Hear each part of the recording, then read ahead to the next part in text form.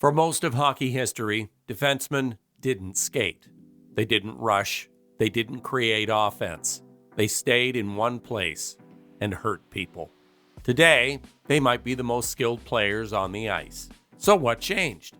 Because this wasn't gradual, the NHL didn't slowly evolve this position, it replaced it. If you were 6'4" and you could move a body off the puck, you had a career for life. You didn't have to score. You didn't have to skate like a forward. You just had to make every player who entered your zone regret the decision. That player is almost extinct. That version of the position is gone, and nobody replaced him. They replaced the role. The modern defenseman doesn't protect the house. He leaves it. He leads the rush. He quarterbacks the power play. He is, on most nights, the best skater and the best puck handler on the entire roster. At some point, the job description changed, and most people didn't even notice. From the gladiators of the original six, through the Bobby Orr Anomaly, through the brutal geometry of the dead puck era, all the way to Cale Makar redefining what the position can even be, this isn't just a story about hockey strategy. It's a story about how a sport quietly replaced one of its most important positions in plain sight. To understand how radical the modern defenseman is, you have to start at the beginning. And the beginning was a different sport entirely. In the 1920s, 30s, and 40s, NHL defensemen barely crossed center ice. The job was almost identical to a goalie's. Keep the puck out of your end. Forwards attacked, defensemen defended. The two roles did not overlap, and any defenseman who ventured up the ice was considered reckless. The equipment made it impossible anyway. Heavy leather skates, solid wood sticks you could barely handle a puck with at speed, rough ice, bulky pads. Every part of the era physically discouraged a defenseman from carrying the puck. If you tried to rush, you were slow, you were exposed, and the consequences were often a broken jaw. So, defense was about presence, intimidation, clearing the porch. The defining figure of this era was Eddie Shore, a Boston Bruins defenseman in the 1920s and 30s who was so feared that opposing forwards genuinely altered their routes through the neutral zone to avoid him. Shore won 4 Hart trophies as the league's most valuable player. That's wild for a defenseman. But his MVPs weren't earned with offense. They were earned with terror. He hit, he fought, he bled. He set the template for what a defenseman was supposed to be for the next 40 years. The Gordie Howe era extended this template into the 50s and the 60s. Defensemen weren't skaters. They weren't point producers. They were enforcers in skates. The position was about size, reach, and a willingness to hurt people. That was the entire job description. Then a kid showed up in Boston who hadn't read it. Bobby Orr did not change the defenseman position. He broke the game.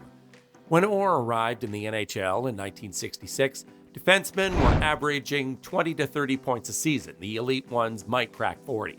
Orr's third year in the league, he scored 120 points. From the blue line, as a defenseman. He won the Norris Trophy as the league's best defenseman 8 years in a row.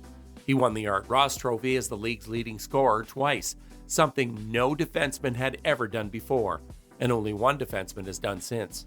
Defensemen weren't supposed to score 100 points.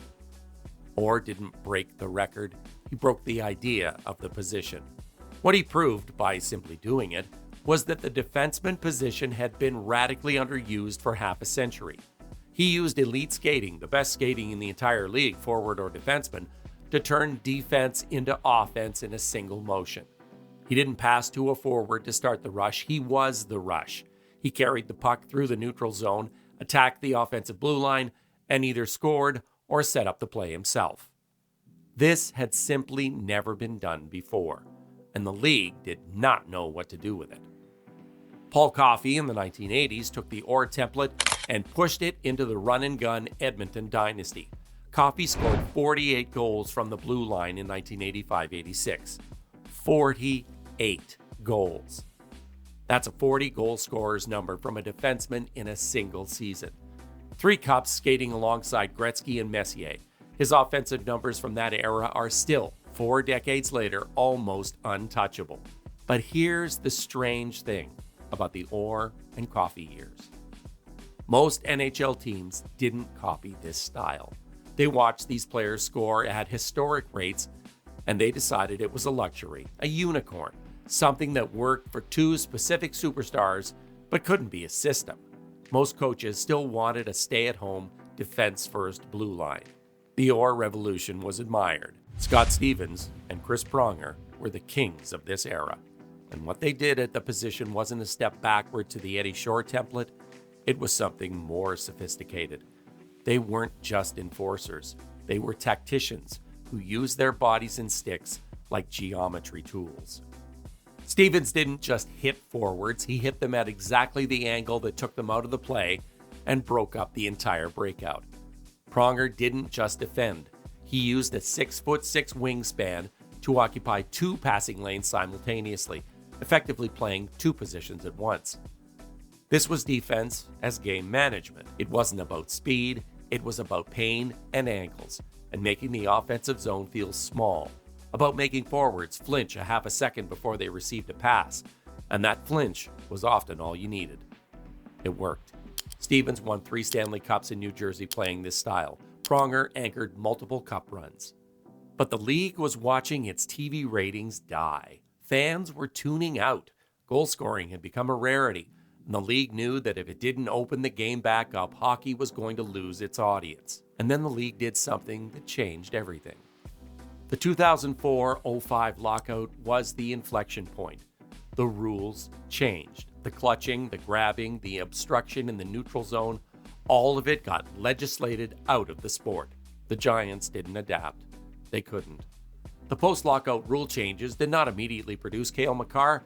It took about a decade for development pipelines, coaching philosophies, and player archetypes to catch up to what the new rules actually rewarded. But by the mid-2010s, a new kind of defenseman was arriving in the NHL, and the position has been transforming ever since. Cale Makar is right now the best example of where the position has gone. He's 5'11", under 200 pounds. By Scott Stevens era standards, he shouldn't be an NHL defenseman at all. He's too small. He doesn't hit. He wouldn't have made it through the gauntlet of the 1990s.